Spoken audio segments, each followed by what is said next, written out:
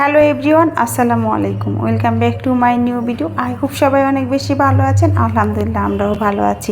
তো আমরা সকাল সকাল বের হয়ে যাচ্ছি ঘুরতে যাওয়ার জন্য। আমরা একটা গাড়ি বুক করেছি 2 দিনের জন্য, লাল টুকটুকে একটা গাড়ি। আমি না আগে যদি জানতাম লাল টুকটুকে গাড়ি বুক করবে, তাহলে আমি লাল টুকটুকে একটা শাড়ি নিয়ে যেতাম গাড়ির সাথে ম্যাচিং করে। মনে হচ্ছে এরকম লাল টুকটুকে একটা যদি গাড়ি কিনতে পারতাম তাহলে কি না মজাই হতো, তাই না? তো এই গাড়িটা আমরা 2 দিনের জন্য বুক করেছি। এই গাড়িটা 2 দিনে আমাদের পড়েছে 6,000 টাকা খরচ, আর হচ্ছে আরো 500 টাকা দিয়েছি আমরা ড্রাইভারকে খাওয়া দাওয়ার জন্য, যেহেতু আমাদের সাথে 12 ঘন্টা করে থাকবে আর কি ডেতে। তারপরে আমরা এখানে একটু নাস্তার টেবিলে ঢং করতেছিলাম আমি আর নাজমিন মিলে। তো আমরা হচ্ছে যে অনেক বেশি ভিডিও করেছি, আমরা 2 জন বেশি ভিডিও করেছি আর বাকিরা করেছে কিন্তু কম, যেহেতু আমি ব্লগ করি প্লাস হচ্ছে গিয়ে সব মিলিয়ে আমি একটু বেশি ভিডিও করেছি আর নাজমিন একটু নিজের জন্য করে রেখেছিল। আর তো ওইদিকে হচ্ছে আবার সবাইকে দেখাচ্ছিলাম আমরা। এটাও হচ্ছে লন্ডন রেস্টুরেন্টে ছিল, তো আমাদের খাওয়া দাওয়া বেশিরভাগই লন্ডন রেস্টুরেন্টে হয়েছে। তারপরে আমরা গাড়িতে করে চলে যাচ্ছি দূর, বহুদূর।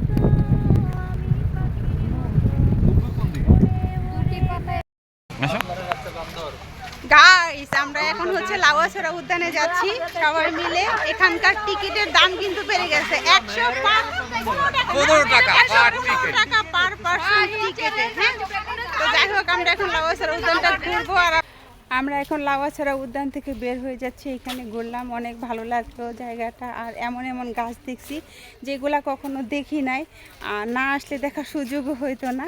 যারা যারা আসেন নাই অবশ্যই একবার এসে দেখে যাবেন শ্রীমঙ্গলে লাউয়াছড়া উদ্যান। আর শ্রীমঙ্গল ঘোরাটা মানে অনেক কিছু শেখার আছে। লাউয়াছড়া উদ্যানে ঢুকলে তো আমরা যেগুলোর নাম না জানি, যেই গাছগুলার, ওই গাছগুলার হচ্ছে আপনার নাম জানতে পারি বা দেখতে পারি।